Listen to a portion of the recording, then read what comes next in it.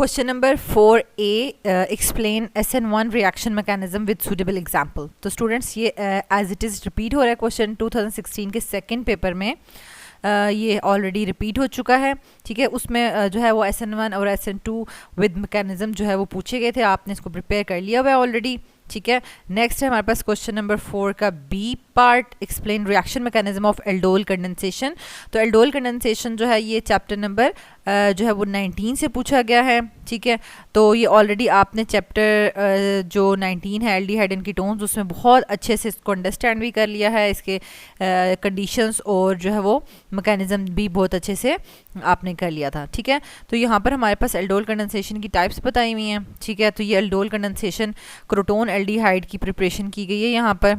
ठीक है, और यहाँ पर यानी दोनों तरीक़ों का बताया हुआ है ना. ठीक है, यानी यहाँ पर स्पेसिफिकली आपको कोई यानी बताया नहीं गया कि कौन से एल्डिहाइड को आपने कंडेंस करना है और एल्डोल कंडेंसेशन एक्सप्लेन करनी है.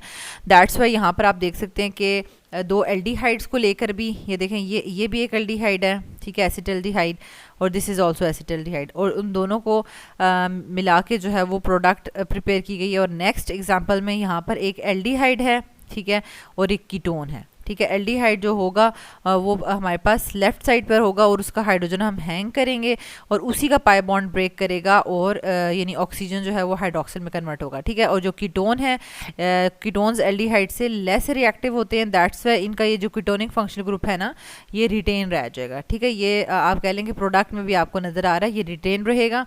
तो अगर आपको एल्डिहाइड और कीटोन के दरमियान में कंडेंसेशन करने के लिए बोला जाए तो कभी भी कीटोन्स को लेफ्ट साइड पे और एल्डिहाइड को राइट साइड पे ना रखिएगा. ठीक है, क्योंकि इसकी बहुत कम चांसेस हैं और एल्डिहाइड जो है वो मोर रिएक्टिव है. दैट्स वाई उसका ही कार्बन जो है वो ब्रेक होगा. ठीक है, तो अब यहाँ पर मैकेनिज्म ऑलरेडी आप अंडरस्टैंड कर चुके हैं. 4 स्टेप्स में इसका मैकेनिज्म आ जाएगा. ठीक है, इसको इसी तरीके से लिखना है आपने प्रॉपरली.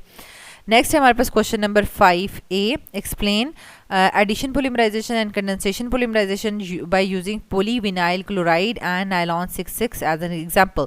तो अब ये जो हमारे पास इंडस्ट्रियल केमिस्ट्री का जो चैप्टर है उसके अंदर पॉलीमर्स, ठीक है, पॉलीमर्स का जो टॉपिक आपको करवाया हुआ है, तो उसमें उसकी जो दोनों टाइप्स हैं एडिशन एंड कंडेंसेशन पोलीमराइजेशन, दोनों को ही पूछ लिया है और दोनों की एग्जांपल जो है नहीं पीवीसी और नायलॉन 66 की प्रिपरेशन जो है वो एक्सप्लेन करनी है. ठीक है, तो इसको वन बाय वन हम देख लेते हैं, अंडरस्टैंड कर लेते हैं कि हमने इसको लिखना कैसे है.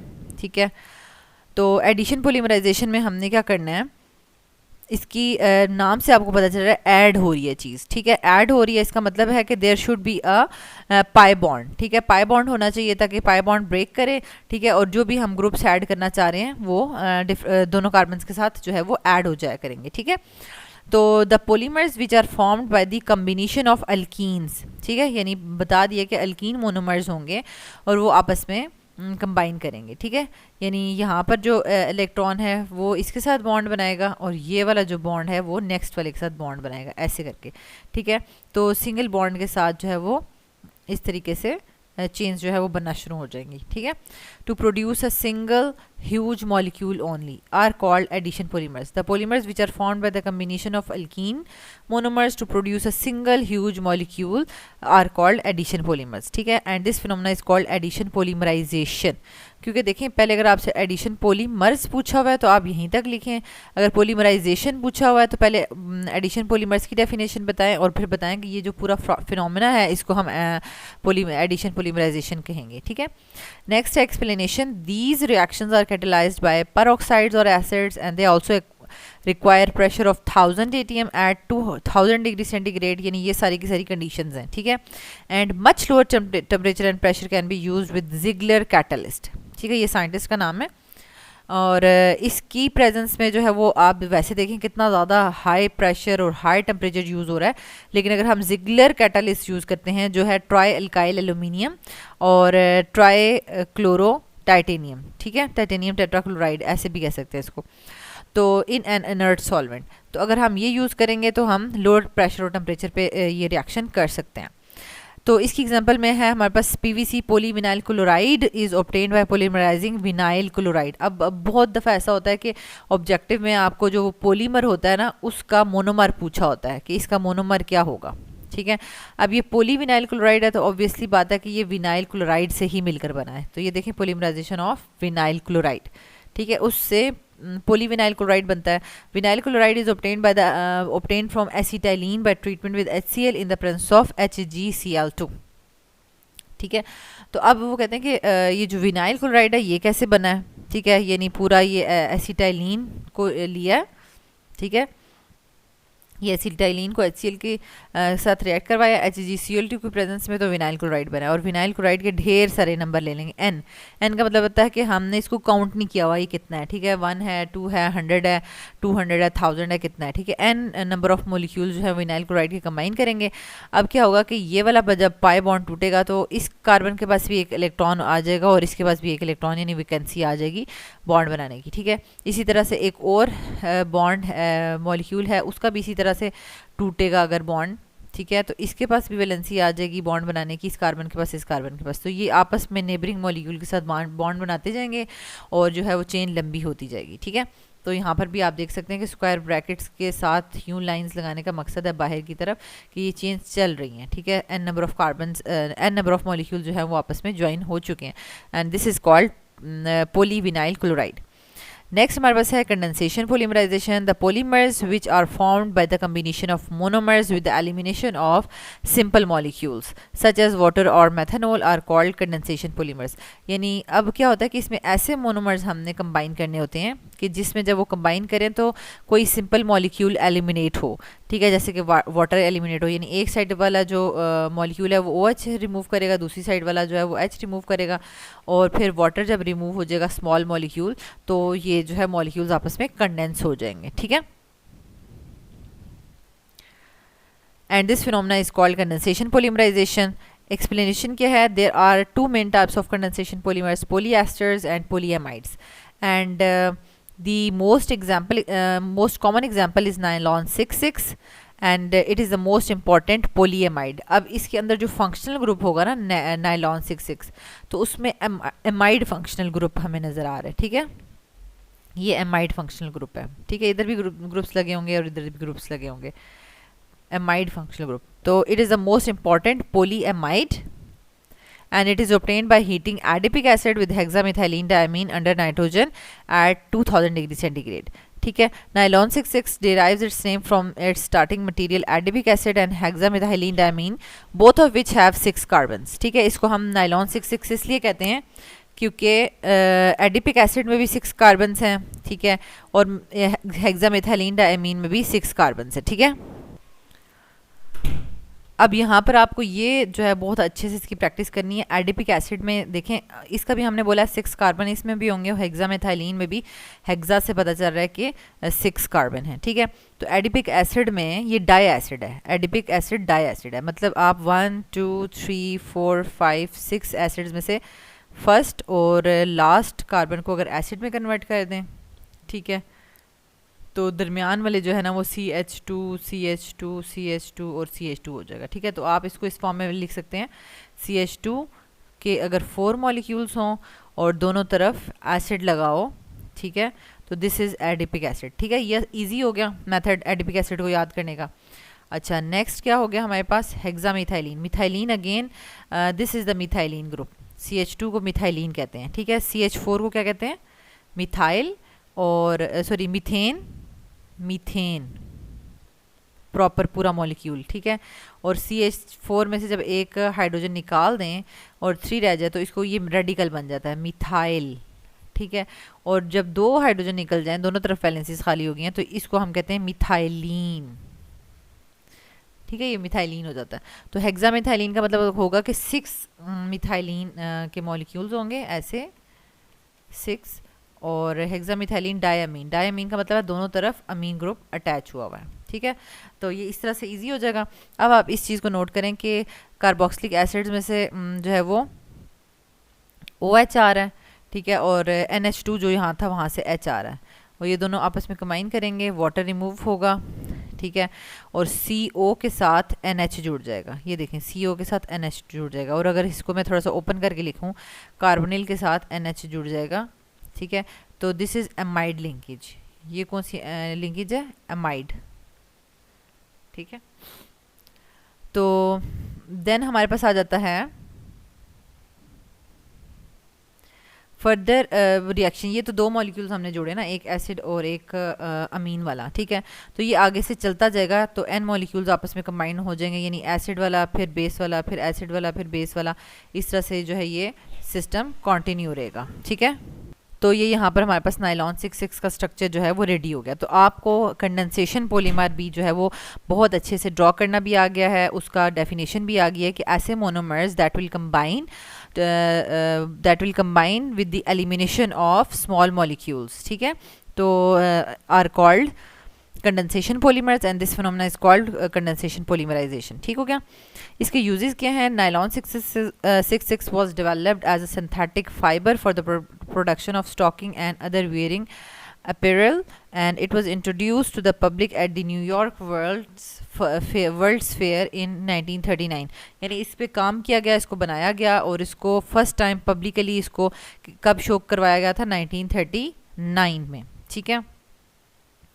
And it is used to make fibers for clothing and carpeting, filaments for the fishing lines, robes, bristles for brushes, and molded objects such as gears and bearings।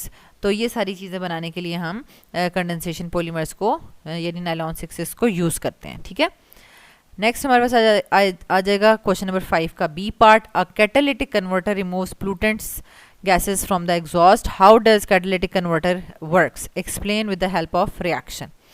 अब catalytic oxidation या converter उसको आप बताएंगे the pollution of air caused by unburnt hydrocarbons and carbon monoxide present in the exhaust gases of the vehicles can also be reduced, ठीक है। यानी हम ये जो unburnt hydrocarbons होते हैं, ठीक है, और ये जो CO प्रेजेंट होती है एग्जॉस्ट गैसेस में, यानी कि जब गाड़ी का जो इंजन है उसमें गैसेस बनती हैं, ठीक है, बर्निंग होती है, तो उसमें कार्बन डाइऑक्साइड को रिलीज़ होना चाहिए, लेकिन कार्बन मोनोऑक्साइड भी वहाँ पर होती है, ठीक है। तो इंजन में इसको हम रिड्यूस कर सकते हैं bye attaching gas device with the vehicle, ठीक है। एक गैस डिवाइस मिलती है जिसको कैटालिटिक कन्वर्टर कहते हैं, ठीक है, उसको व्हीकल्स के साथ अटैच किया जाता है। This gas device is called catalytic converter and in this device exhaust gases can be mixed with more air.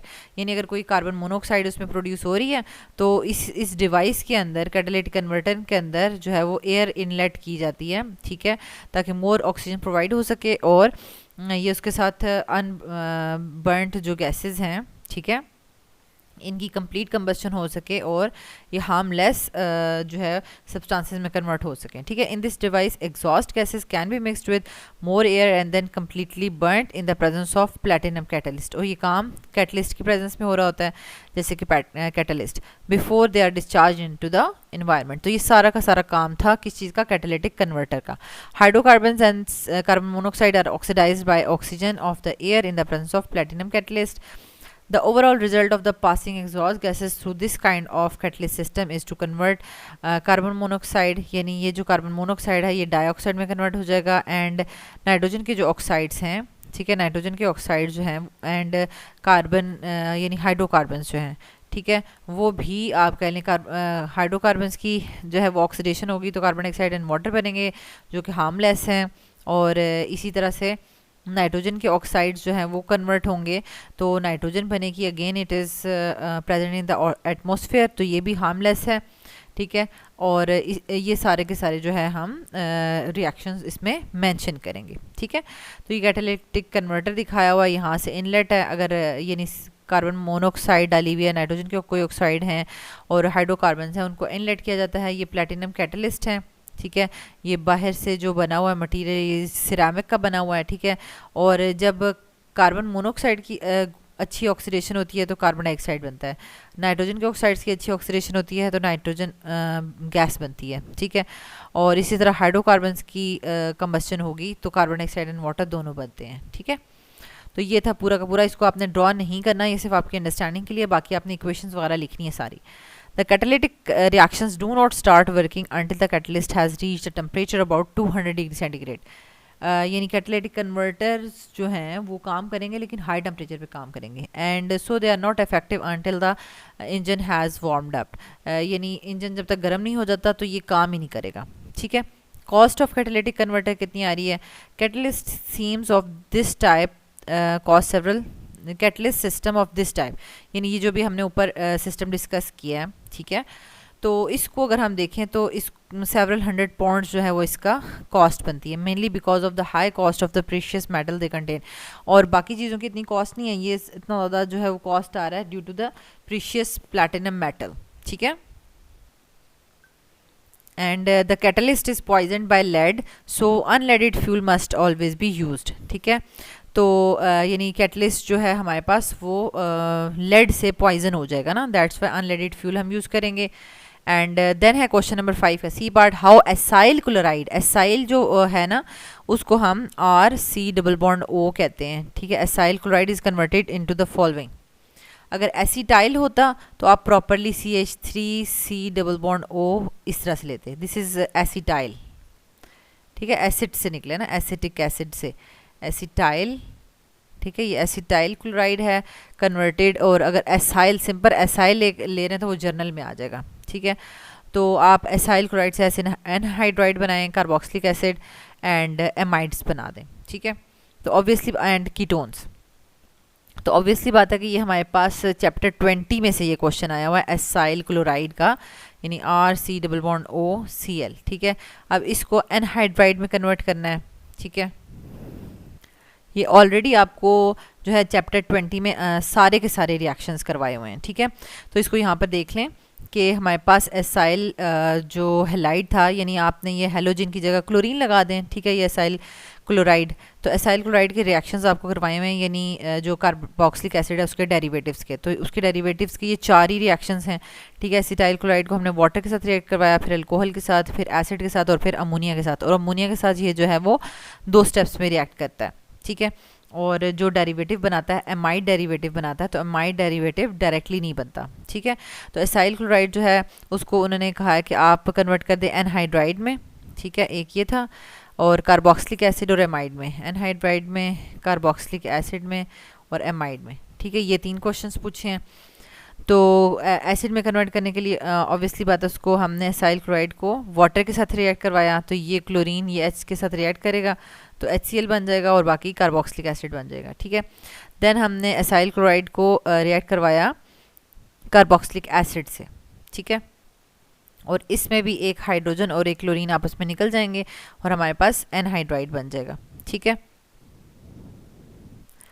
Anhydride बन जाएगा। एंड देन हमने अगर एमाइड बनाना है तो हमने एसाइल क्लोराइड को अमोनिया के साथ रिएक्ट करवाएंगे, ठीक है, तो ये NH2 ग्रुप ऐड हो जाएगा और अगेन ये जो NH2 ग्रुप है हमारे पास, अब यहाँ पर एक इक्वेशन में जो है वो लेस अमोनिया ली हुई है, ठीक है, लेस अमोनिया लेंगे तो RC+O NH2 बन गया, ठीक है। और अगर एक्सेस में अमोनिया लेंगे, ठीक है, तो आपके पास जो HCl बन रहा है वो एक्सेस में जो अमोनिया है उसके साथ रिएक्ट करके अमोनियम क्लोराइड की फॉर्म में एग्जिस्ट करेगा सिस्टम में, ठीक है।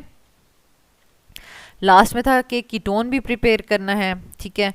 तो कीटोन तो एज सच उस तरीके से हमारे पास एसाइल क्लोराइड से कीटोन प्रिपेयर करने का कोई मेथड नहीं था, लेकिन हमने एसाइल क्लोराइड को बेंजीन के साथ ज़रूर रिएक्ट करवाया था, ठीक है। और अगर हम इसको देखें तो ये कीटोन फंक्शनल ग्रुप बन जाता है, ठीक है। एसाइल क्लोराइड यहाँ पे आप क्लोराइड लिखेंगे और ये H के साथ इसको हम कंबाइन करेंगे, ठीक है, तो ये HCl बन जाएगा और साथ ये पूरा का पूरा एसाइल ग्रुप जो है वो इधर अटैच हो जाएगा, ठीक है।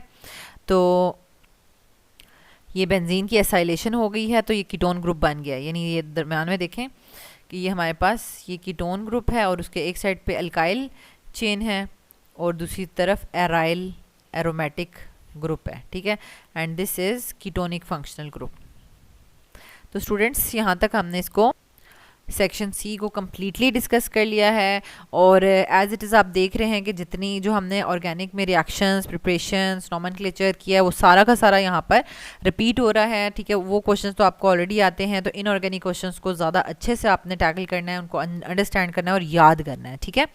अल्लाह ताला आपको बहुत आसानियाँ अता फरमाए और आसानियाँ तकसीम करने का शर्फ अता फरमाए, आमीन।